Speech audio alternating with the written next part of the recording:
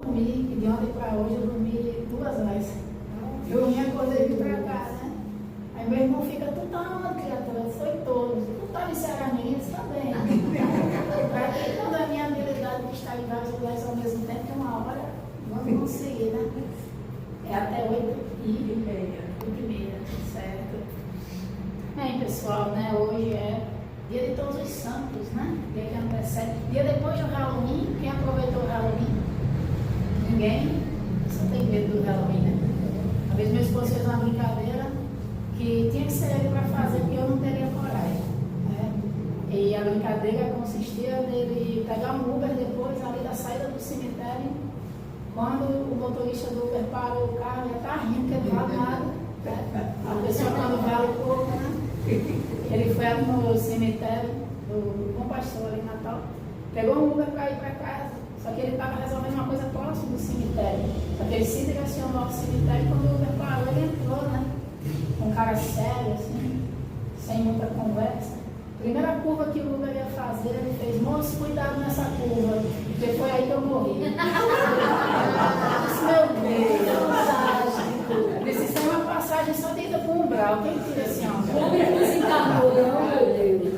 Infelizmente não deu para ouvir na gravação, no telefone, mas não deu para ver a cara da criatura aqui. Aí eu na linha no telefone daquele fez desliga. Eu liguei de volta, disse, não, meu filho, você não desliga no meio do susto que você está dando no motorista de Uber, né? Mas eu acho que ele precisa ter uma certa cara de pau para fazer essas brincadeiras, eu não tenho coragem, né? Mas eu lembro da minha época de criança, né? Halloween, as fantasias e tudo, né? E como às vezes fica pesado essa data, quando a gente coloca um significado que às vezes não está no coração da pessoa, né? Nós aqui dentro do Espiritismo, a gente sabe que a data é muito mais do que uma data de calendário, muito mais do que o exterior, é muito do que tem dentro de nós, né? Santa Teresa d'Ávila falava, né? Eu não tenho tanto medo do demônio, eu tenho medo das pessoas que acreditam tanto no demônio, que fazem com que ele tenha essa força, né? Porque o demônio, ela é católica, né? Portanto, ela usava essa expressão. Contra mim ele não tem força. Já as pessoas que creem, né? Tudo aquilo que a gente acredita e bota fé e bota força, aquilo cresce dentro de nós, né? Então, que a gente saiba ser mais leve na vida, né? Leve com o Halloween, leve com o Dia de Todos os Santos, né? Também tem o meu respectivo chamado de Dia do Marido, quer dizer que para aguentar a mulher tem que ser um santo. Eu acho, meninas, né, que é bem o contrário, né? Hoje ele acordou, e disse, hoje é meu dia, eu quero um presente e tal. Eu disse, que dia hoje? Não, dia dos santos, eu sabe comigo. Não, todo homem que aguenta a mulher é um santo, né? E olha que ele só teve filhos homens. Então imagina ele se tivesse tido filhos, né? Nós temos amigos que têm a esposa e 2, 3 filhas em casa, né? E aí ele fala, né? A santidade veio logo cedo por esse aí. E que nós sejamos leves amanhã.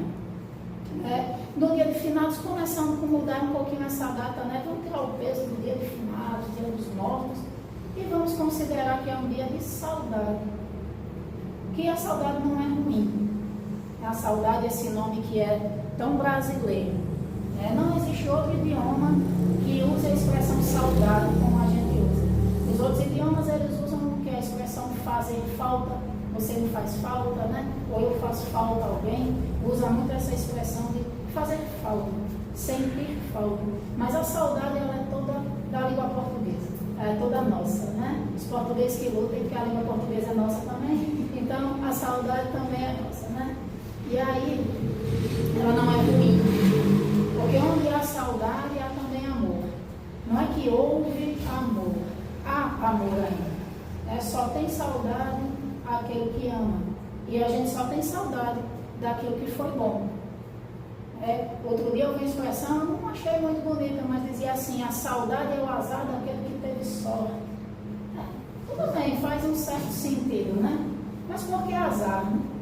Tudo bem, nós tivemos sorte de ter um grande amor, assim, de qualquer tipo que seja, né? Um tipo de amor que partiu. E porque sentir saudade hoje desse amor é um azar. Eu sinto saudade porque o amor continua. Uma vez o Sandro Príncipe falou numa palestra que a gente tem que deixar saudade mesmo. Porque quem não deixa saudade, deixa livre. Imagina a gente falecer, desencarnar E as pessoas aqui dizem, nossa, como ficou melhor sem sal e Graças a Deus. Graças a Deus. Eu já avisei lá em casa, quem o pediatra não estiver chorando, eu venho assombrar. Pois é. Ai, mas não é para chorar, não é para se desesperar. Não é para se revoltar. Eu quero todo mundo chorando sim. Vocês estão ficando dois sem não chorar no meu dela. Todo mundo chorando, pode aumentar as minhas qualidades. Né? Aquele negócio, ai, morreu, virou santo, se aplica a mim, por favor. Então, se eu desencarnar antes do pessoal da família, eu só quero. Quanta energia boa, né? Pois é, que não falo com meu gatinho arranha o sofá, o homem sai gritando do quarto de primeiro. Dessa vida você não vai levar nada. Nem o seu sofá. Segundo, eu pego o neném no colo, que é uma criança, a gente sabe, uma criança. 11 aninhos, 5 meses agora, mas é uma vida. E bebê, seu pai me entende, você é lindo, maravilhoso, show de qualidade. Eu digo exatamente o que eu quero que falem de mim quando eu desencarnar, para mandar energia boa.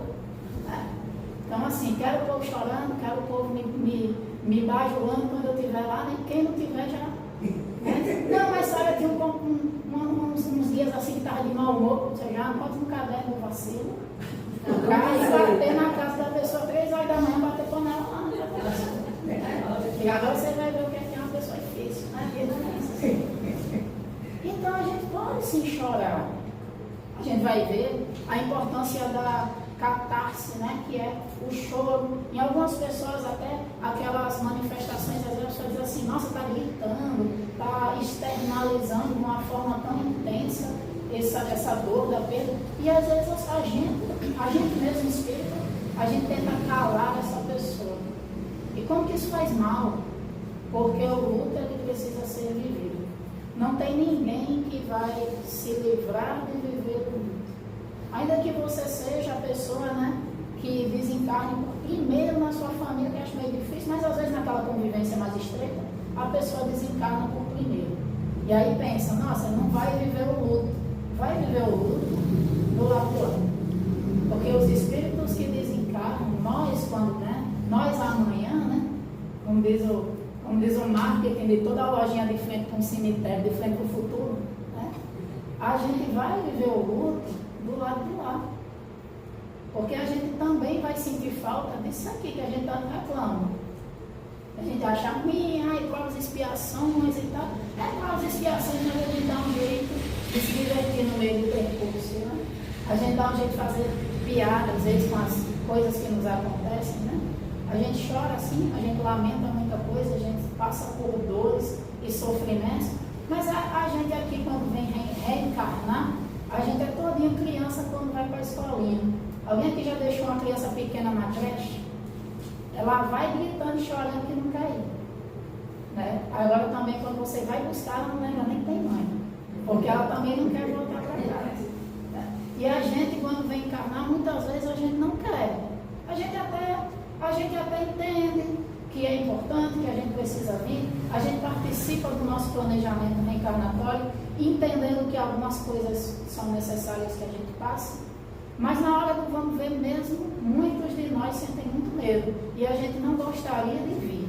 Podendo dar aquela enroladinha, como diz Maíse Braga, né, de armar uma rede debaixo do pé de manga e ficar mais um tempo, a gente ficaria. Mas também depois que a gente chega, e graças a Deus por isso, né? O nosso instinto de sobrevivência, de conservação, uma das leis de Deus, a lei de conservação, também faz com que a gente também não queira mais ir embora. E graças a Deus, porque imagina a gente toda hora querendo ir embora, toda hora querendo fugir daquilo. Também não seria o mais adequado. Mas Allan Kardec fala que a nossa encarnação, estar com um espírito imortal e livre, estar preso num corpo físico, é como estar dentro de uma prisão. É uma expressão muito forte que Allan Kardec usa, estar numa prisão. E que quando algum de nossos entes queridos desencarna, a gente deveria ficar feliz como um companheiro de cela, um companheiro de prisão que vê o seu companheiro ser liberto. E hoje de manhã, lá em Ceará Mirim, uma pessoa disse assim, nossa, tem culturas que celebram o desencarno e choram quando a pessoa encarna. A gente sabe de tribos que tem essa mentalidade, essa cultura, porque eles entendem muito mais do que a gente, que alguém está chegando aqui, está chegando, tudo bem, a gente ama, a gente recebe, a gente vai dar aquela ajuda, né? Meu irmão agora vai ser pai, descobriu que era um menino, errei o bolão, porque eu apostei numa menina, né? Mas tudo bem, que te ama do mesmo jeito. E aí eu disse, eu comecei a falar, quando escolher o nome, eu comecei a falar com ele no pensamento, né? Disse, Rafa, é o seguinte, olha, podia ser melhor, mas podia ser pior, né? E outra, você vai ter a melhor tia do mundo. Então, tranquila, né? Vem pra tia, né? Agora, imagina a gente compreender que ele está vindo, esse ser, está vindo para um mundo de provas e expiações, com os seus débitos a resgatar, com suas lições a aprender, muitas vezes duras, porque todo mundo aqui já ficou tão desorientado na vida que não conseguiu nem formular uma oração direito. Muita gente aqui consegue, talvez todo mundo consegue entender aquela frase, né? Em um certo momento da minha vida, eu só sentei e chorei. E foi essa a minha oração mais sincera. Porque nem para tirar a palavra de dentro da gente a gente consegue. Então sim, a gente gosta, mas a gente entende a dureza que é. Então por que a gente não consegue ter essa mentalidade daqueles que nós chamamos de selvagens? Que olha só, né? Nenhuma cultura que nós consideramos civilizada celebra o desencarne. A gente sempre morre junto, às vezes, com quem morreu. Morre em vida. E aqueles que nós consideramos bárbaros selvagens, né? Pela nossa arrogância, muitas vezes, pela prepotência nossa, de achar que nós somos mais alguma coisa do que outra cultura, eles entendem aquilo que a gente não consegue, não só entender, mas a gente não aceita também. E aí eu lembro que hoje de manhã também ele falou assim, tem um pessoal até aqui no Ocidente mesmo, que faz aquela cerimoniazinha na hora que tem o velório, tem as cerimônias fúnebres, e depois a família se reúne e eles vão fazer tipo, como se fosse uma confraternização. Todo mundo que já assistiu algum filme que traz essa cultura lá dos Estados Unidos, né? E aí o pessoal junta os alimentos, cada um leva um prato, o pessoal bota umas bebidas, o pessoal passa filmes e fotos, né? Dos momentos felizes daquela pessoa que desencarnou. E eu não entendia isso, né? Mas aí a parte da família do meu esposo é do Canadá. Ele muito novo saiu de Portugal e foi os pais, né? Levaram ele para o Canadá. E o Canadá tem essa cultura muito parecida com a dos Estados Unidos, onde eles também fazem isso. E quando meu sogro então desencarnou, ele foi às pressas, né? Para se despedir, portanto, o meu sogro desencarnou e as irmãs, né, dele, os sobrinhos, fizeram essa cerimônia. E eu não entendia. E aí alguém da família lá disse, porque nós não estamos lamentando a morte dele, nós estamos celebrando sua vida. Olha como é diferente, né? Aquilo no primeiro momento tinha até me irritado. Eu tinha dito assim, mas que desrespeito, virou uma festa isso aqui? Né? E a gente que é espírita, né? Virou uma festa, agora isso aqui, o homem morre e vocês comemoram. Né? E quando eu ligava para ele, eu preocupado, eu ligava e dizia, como é que você está? Como é que você está? 500 mil vezes, né? Como é que você está? E aí eu ouvi o pessoal conversando e rindo. Eu dizia, menina, esse povo está comemorando. Julgando horrores a família, né? do marido, né? E aí depois eu fui entendendo. Eu fui entendendo esse homem que partiu, deixou saudade, até hoje deixou saudade. Tem gente da família que lembra dele, chora assim, fica com o olho marejado. Mas ele deixou boas histórias, boas vivências. Ele deixou amor, por isso que tem saudade. Errou e acertou, como todos nós, né? Mas ele deixou uma presença que é bem aquilo, né? Enquanto alguém lembrar da gente, a gente nunca vai morrer aqui na Terra. Ainda que o nosso corpo físico tenha morrido. E aí sim, por que não escolher celebrar a vida daquele que parte, em vez de lamentar pela morte daquele corpo, né, que morreu aqui? E aí, claro, né, nós espíritas, nós temos uma grande bênção de entender que ele se libertou da prisão, portanto, da veste, e que ele continua vivo. Ele continua vivo, inclusive, nosso grupo de acolhimento ao luto bate muito nessa tecla. O nome do grupo de acolhimento ao luto já é Eles Vivem, justamente em referência a essa frase, que ela é atribuída a Chico, mas quem falou foi Emmanuel, né? Ele diz, aqueles que amamos nunca morrem, apenas partem antes de nós. Eles estão livres dos tormentos da vida terrestre. Olha só, os tormentos. Né? Não é porque a gente leva na esportiva, principalmente o brasileiro, né? Tem aquela piada, diz, olha, o brasileiro não enlouqueceu ainda porque faz piada de tudo. E aí a gente vai mantendo algum grau de sanidade mental com as dificuldades que nós temos por aqui. Né? Então não é porque a gente tem agradável, que é melhor do que voltar para casa. Não necessariamente. Claro que voltar para casa com a missão cumprida aqui, aí é maravilhoso. Aí é realmente igual aquele dia que você sai com 1000 coisas para fazer, você resolve tudo, ainda sobra um tempinho para tomar um café e volta para casa. Por que a gente não pode encarar o desencarne de um espírito imortal como um retorno para casa? E aí ele diz, né? Eles continuam, apesar de livres, ligados a nós pelo amor que eles têm por nós. Porque o amor, ele cria essa ponte. E é a única coisa que cria essa ponte entre as dimensões. As dimensões que Santo Agostinho falava, eu não estou longe, eu apenas estou do outro lado. Esse outro lado precisa ter uma ponte que nos conecte a eles, e eles a nós. E essa ponte é o amor que nós temos e nós tivemos, que nos une a esses seres.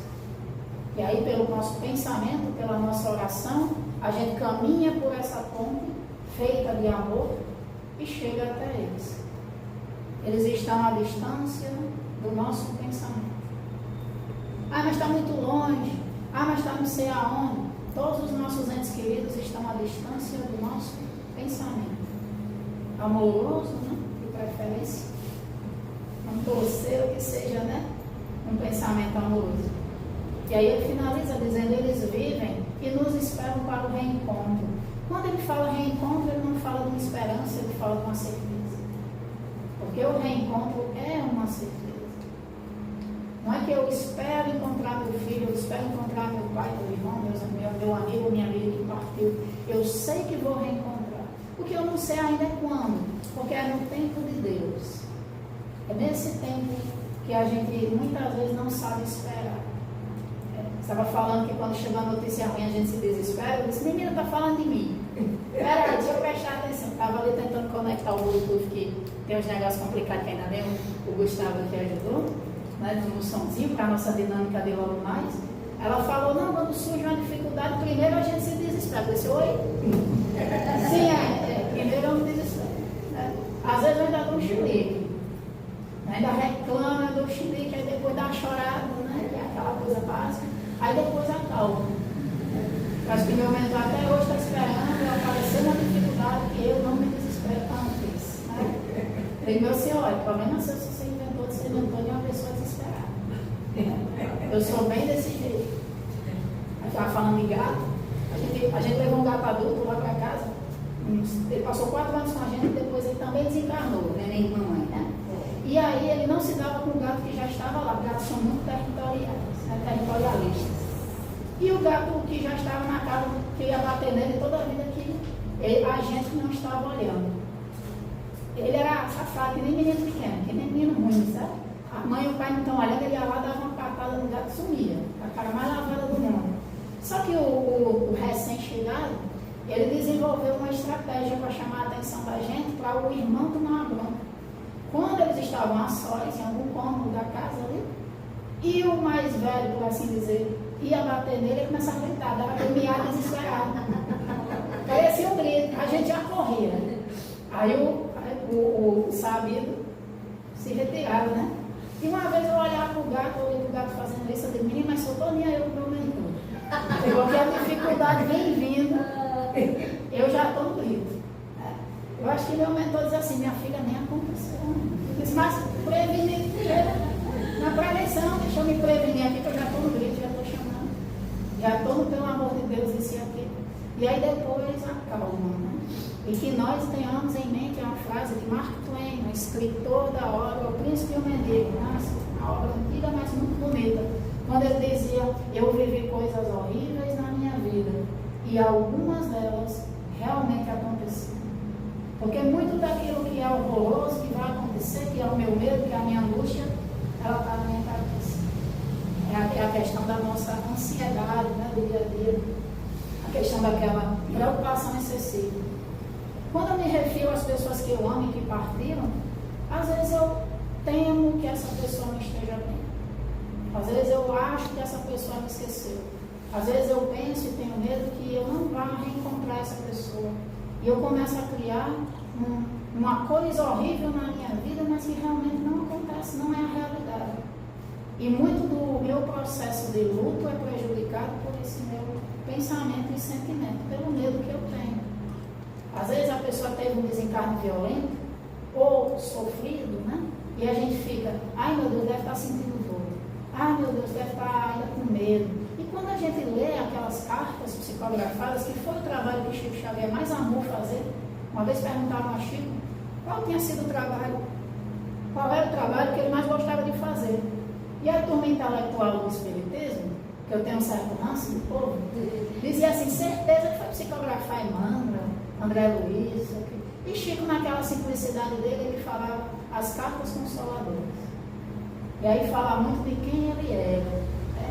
As cartas consoladoras eram, por ele, considerado o trabalho mais bonito. Um homem que psicografou mais de 400 livros. Né? E aí eu que arrasto muito essa asa do trabalho do luto, na hora eu disse assim, olha aí para vocês, que só querem saber de livros e obras, né? A parte mais intelectual. Olha o nosso Chico, gente como a gente, se emocionando mais e gostando mais de passar horas e horas, até altas horas da madrugada, psicografando cartas consoladoras de gente que ele não conhecia, para gente que ele não conhecia, e fazendo com que essas pessoas revivessem. Que essas pessoas revivessem. Tem uma história muito bonita, que fala de desapego de uma mãe e que fala da infinita misericórdia de Deus, inclusive com aqueles que partem pelo desencarne da forma mais complicada, que é o autoextermínio. E essa mãe, portanto, ela era daqui, creio que na história que é relatada, não sei se falava do Ceará, e ela teve um filho que se suicidou. E ela, depois de muito tempo, muito forma muito sacrificada, consegue se organizar financeiramente e compra passagem de ônibus para ir até Minas Gerais, para ir lá em Chico. E aí ela consegue chegar lá. Vai falar com o Chico, era assim, pior do que você entrar na fila de banco.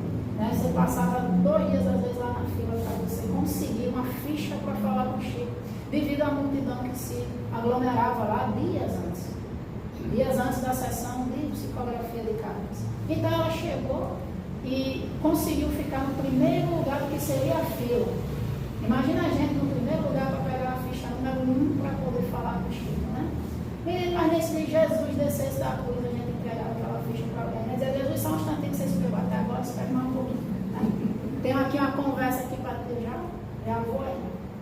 Mas essa mãe, então, ela fica lá perseverando naquela fila, né, que se forma, portanto, depois que ela já chegou. Chega o dia da sessão, chega próximo do horário, ela recebe a ficha número 1.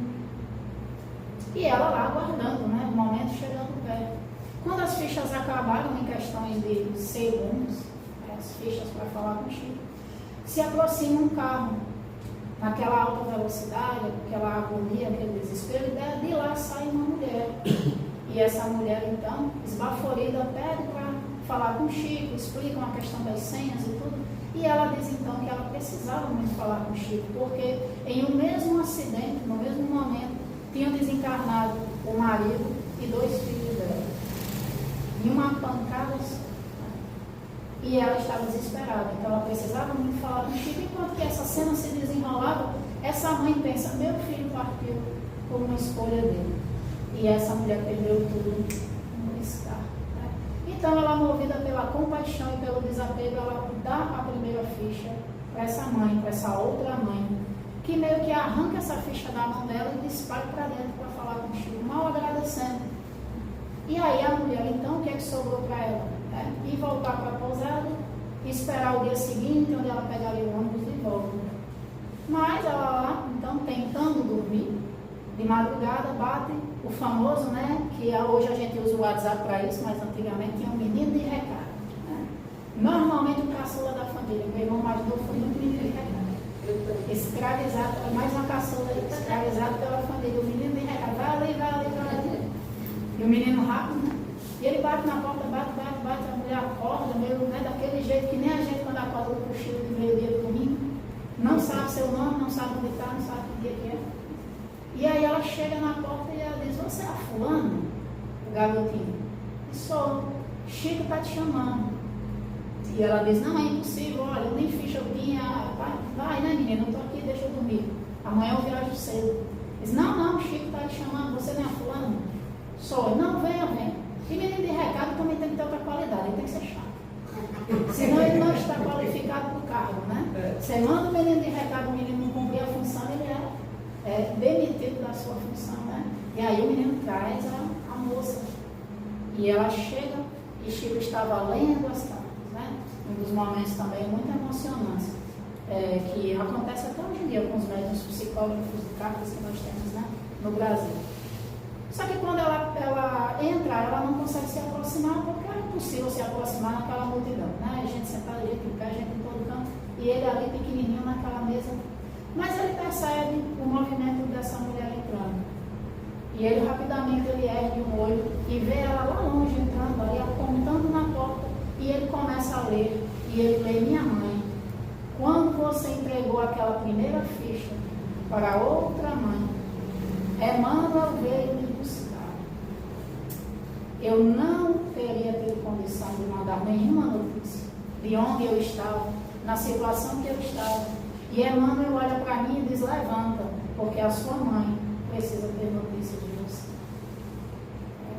E essa fala a gente falou no Irmãos do Caminho, agora no começo do mês de outubro, quando o médium Orlando Moraes estava lá para psicografar cartas.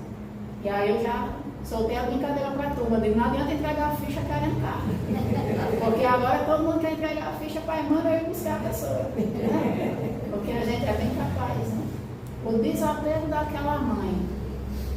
O desapego daquela mãe perante uma dor maior do que o que ela pensou que fosse uma dor maior do que a dela. Porque a gente costuma dizer no nosso grupo de acolhimento ao luto, a maior dor que você vai sentir é a sua. Por mais que Emmanuel tenha ensinado a Chico que a gente deve sentir a dor do outro como nossa, isso é a meta. Porque acho que nenhum de nós que se despediu de algum ser amado consegue sentir a mesma dor pelo ser amado do vizinho do que sentiu na sua despedida. Nós ainda temos as nossas próprias dores, que são as maiores dores para nós. Mas às vezes a gente acha que pode julgar a dor do outro como maior ou menor. Que na verdade a gente, com relação à dor do outro, a gente só deve respeitar. Por que passar pelo luto é tão importante? Porque eu não sou um espírito de luz. Outro dia eu peguei como uma conversa, as pessoas falam muito assim, a dor de Maria entregando Jesus, né? De Maria é um espírito tão elevado que a gente traz ela aqui para baixo para fazer com que ela sofra o que uma mãe daqui sofre. Mas Maria não tem como ter sofrido o que uma mãe daqui sofreu, porque o entendimento da vida e das leis de Deus e a elevação moral desse espírito era tão alto que somos nós que temos que subir até ela. Nós não podemos trazer Maria aqui para baixo para a gente, do fundinho do poço, né? Como nós não podemos trazer Jesus aqui para baixo. Nós devemos nos esforçar para nos elevar. E Jesus na cruz, ele deu mais um exemplo de desapego, quando ele olha para sua mãe, portanto, para Maria, um espírito menos evoluído do que ele, mas um dos mais evoluídos que pisaram na terra, porque não vamos esquecer quem foi esse espírito. Quem é o espírito que encarnou para ser Maria de Nazaré, mãe de Jesus? Porque não é qualquer um que consegue e que pode. Então, ele olha para ela, então, ali na configuração de mãe, e diz para ela: mulher, eis aí o teu filho. Mulher, não mãe, mas mulher, eis aí o teu filho. E aponta para João, né? Aponta assim, né? Não aponta, que ele não tinha nem como apontar, mas se direcionando a João, que era o apóstolo mais jovem, nos ensinando o que fazer quando a gente entrega, ou como eu gosto de falar, né? Devolve um ente querido. Que eu olhe em volta para as outras dores, e que eu seja aquela mãe, ou aquela irmã, ou aquela companheira de caminhada para aqueles que estão vivendo suas dores. E como isso é importante para a gente passar pelo nosso luto, sem chorando, sem lamentando, sem sentindo falta, e em algum momento a gente vai até se desesperar. Como diz, né? Ainda dá aquele grito do gato. Vai dar o grito, né? Mas que logo em seguida a gente consiga entrar em oração para se harmonizar o máximo possível. Mas nós vamos sim sentir raiva. A pior coisa que você faz quando sentir raiva é tentar calar a raiva dentro de você. Pode colocar para fora. Pode colocar. A gente vai chorar, pode chorar. Quem for daqueles que grita também, pode gritar também. Coloque para fora. Porque o que você não coloca para fora vai implodir dentro da gente. E aí está cheio de gente extremamente religiosa, que se acha muito forte na sua fé e que um ano ou alguns meses depois de uma grande perda, por assim dizer, está tendo um AVC, está tendo um infarto, está tendo problema de pressão, está tendo câncer muitas vezes, está tendo vários problemas mentais, psicológicos, desequilíbrios de toda forma, está tendo burnout muitas vezes, não sabe por quê, depressão, porque não se permite viver o processo do luto, onde a gente vai chorar, muitas vezes não só pela ausência física, mas por aquele tempo que a gente gostaria de ter tido a mais que não teve. Por como nós usamos um tempo que agora, de repente, não vai voltar nessa encarnação. Porque sim, nossos entes queridos, eles vivem e seguem vivendo, estão mais vivos do que nós aqui que estamos na nossa prisãozinha, né? Mas aquilo que a gente tinha aqui, acabou nesse momento. Aquela dinâmica, aquela rotina, aqueles rituais, aquela comida que era que a pessoa gostava, aquela roupa que a pessoa usava, aquelas irritações, né? E aquelas alegrias do dia a dia, aquela dinâmica precisa passar pelo luto, porque eu preciso reaprender a viver sem aquela pessoa na sua presença física aqui. E dói. Então, quanto antes a gente aceitar isso, mais serenidade nós teremos para passar por isso. E aí a gente não dita regra no luto do outro. Não é porque o meu ente querido faleceu no outro dia a roupa dele para no bazar, né, que você precisa fazer o mesmo. É importante ter respeito pela dor do outro, é importante ter respeito pelo tempo do outro, pelo que a outra pessoa consegue fazer. E muitas vezes nós chegamos com uma pessoa enlutada e nós dizemos assim, já deu de chorar, né? Tu ainda está chorando. É uma crueldade, mas que reflete a minha incapacidade de aceitar que o outro está sofrendo. Porque eu quero todo mundo bem. Porque se eu perceber que alguém não está bem, talvez eu me sinta forçado a olhar para dentro de mim e perceber onde eu também não estou bem.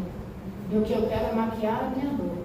Então, se você chora pelo seu luto e eu estou fingindo estar bem pelo meu, o seu choro vai me incomodar. O que eu tenho de mal resolvido dentro de mim, grita, né, dentro de mim por atenção, quando eu vejo outra pessoa aceitar que não está resolvido algum assunto e começar a tratar aquilo. Então fala muito mais de mim. Não é uma tentativa de consolo quando eu falo para a pessoa não chorar.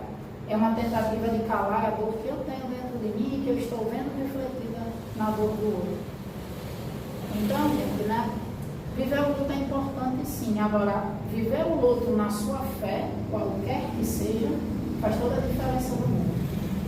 Porque vai permitir que depois que você chorou, gritou, esperneou, questionou e perguntou tudo que quis perguntar para Deus e para a espiritualidade, você respire e tira a cabeça debaixo da água.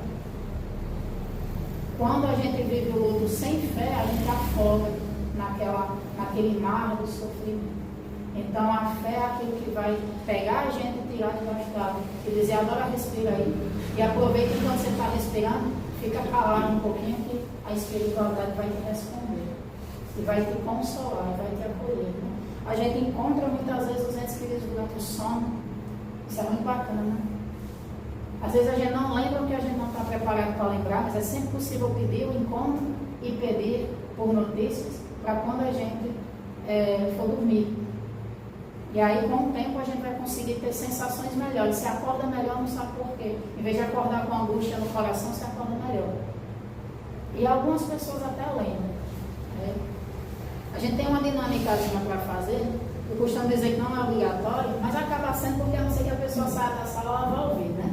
Então, a gente meio que arrasta todo mundo para a dinâmica, né? É uma dinâmicazinha porque muitas pessoas lá no grupo de acolhimento, essa dinâmica surgiu numa madrugada, dessas que a espiritualidade parece que gosta de trabalhar de madrugada, porque pelo visto eles não acordam cedo de manhã para pegar um batente, né? Eu digo, Deus, não dá para ter essas inspirações assim, meu dia na hora de almoço, meu dia às 2, né? Aí vem umas inspirações, umas coisas assim, 2 horas da manhã, o despertador para as 5, Aí vem a inspiração, você passa horas pensando naquilo, quando você pega no sono, o despertador, né? A batalha de quem está encarnado aqui, né? Sempre é semelhante. E aí veio por quê? Porque no grupo de acolhimento as pessoas diziam assim pra gente muitas vezes: como que eu falo com ele? Como que eu falo com ela? Aí eles falam normal. Não, mas olha, eu, por exemplo, eu me formei, minha mãe não viu, é uma dor que eu tenho no meu coração. Eu me casei, meu pai não viu, né? Eu fiz isso, fiz aquilo, eu consegui isso, consegui aquilo, meu filho não estava presente. Como se essas pessoas estivessem do outro lado do mundo, na época das caravelas, né? Pior até, né? Que nem carta tinha. Então, assim, estava isolada, não tinha notícia, não tinha comunicação, e elas não entendem a ponte que o amor constrói, aquela ponte que a gente tem que visualizar sempre. E que nessa ponte as comunicações elas transitam, né? Principalmente daqui para lá, na velocidade do nosso pensamento. Orlando Noronha Carneiro uma vez psicografou uma carta onde uma filha dizia assim para a mãe. Ela dizia: mãe, quando você acaricia minha foto, ajoelhada, no seu lugarzinho, no seu altar em casa, a quantidade de detalhes que as psicografias muitas vezes trazem, eu aqui sinto o carinho da sua mão que passa pelo meu rosto. E é o ponto onde a mãe acariciava o rosto da filha naquela foto. Então é assim que eles percebem aquilo que nós estamos vivendo aqui. Quem tiver interesse e caixinha de lenço em casa, pode colocar a psicografia Orlando Noronha Carneiro no YouTube. Eles gravam com autorização dos familiares e a gente lubrifica os olhos, né? Enquanto Orlando Noronha Carneiro. Ele vem aqui todos os anos, aqui que eu digo Natal, né? Mas enfim, né? Para a espiritualidade é bem aqui, né? Rapidinho, né? Piscou para lá, né? E já esteve agora em outubro, deve voltar ano que vem, mas ele sempre grava e sempre coloca no YouTube as cartas psicografadas. Existem outros também, médiuns que trabalham nessa área, mas aí vão, então, quem desejar participar dessa dinâmica, então, para que a gente relembre, que eu acho que aqui todo mundo sabe, como a gente fala e como a gente se comunica com aqueles entes queridos que partiram antes de nós, apesar de estarem sim mais vivos do que nós. Então, quem desejar fechar os olhos, respirar fundo, se sintonizar com aquele ente querido ou aqueles entes queridos que partiram.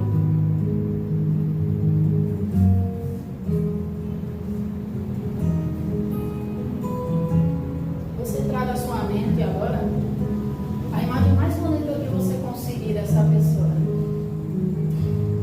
Do momento mais feliz, mais leve.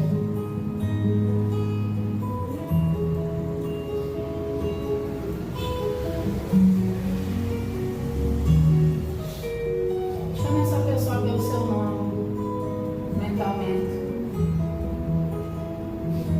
E sinta o amor que você é capaz de colocar no nome desse ente querido. Essa energia chega até essa pessoa.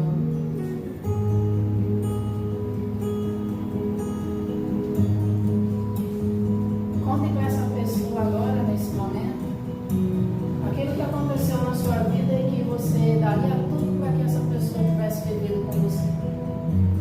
Conte com quem conta uma novidade por telefone.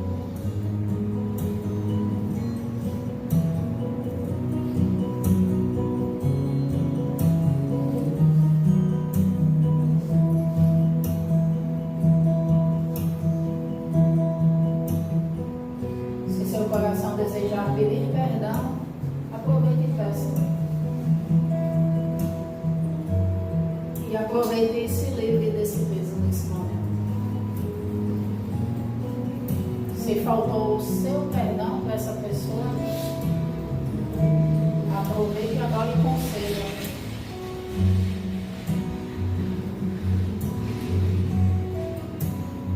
E sinta o peso sair de cima da sua alma.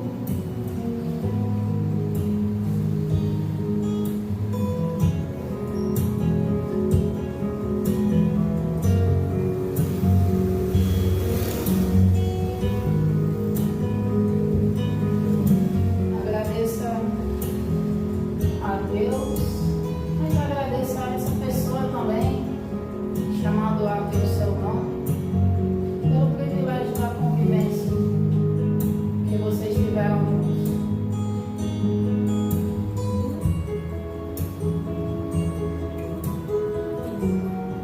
obrigada pelo tempo que nos foi concedido estar juntos nessa passagem.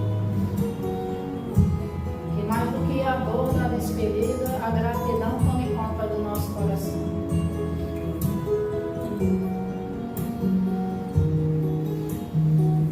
Que a gente possa dizer a essa pessoa: pode ir em paz, eu não te prendo aqui. A minha dor não te prende aqui. A minha dor é só parte do luto que eu tenho que viver, por me despedir de algo que foi tão bonito.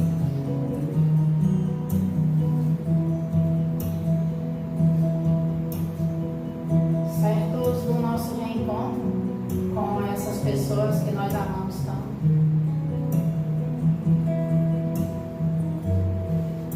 que nós possamos libertá-los de qualquer obrigação, inclusive da obrigação de vir até nós quando isso não for bom para elas, só porque a gente quer.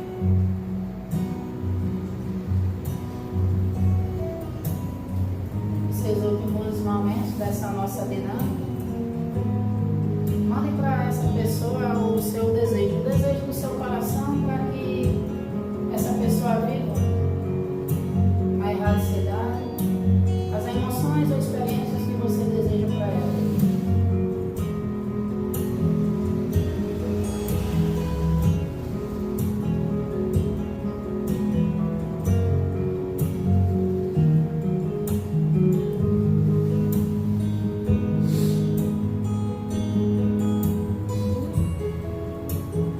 E agora nós nos voltamos para os nossos mentores e pedimos a eles aliviar a dor dessa despedida. Alivie o peso do nosso coração, nos guiem nesse processo de luto, nos guiem no restante da nossa passagem por aqui. E obrigada pela sua presença comigo nessa caminhada. Deus nos abençoe a todos, que nós consigamos aceitar essa despedida temporária no nosso coração e que amanhã seja um dia de uma doce saudade, que pode vir regada a lágrimas, que pode vir momentos ali de maior tristeza ou melancolia, mas que nós saibamos então entrar em oração, nos conectar com essas pessoas. Deus nos abençoe, obrigado pela presença e pela paciência de vocês.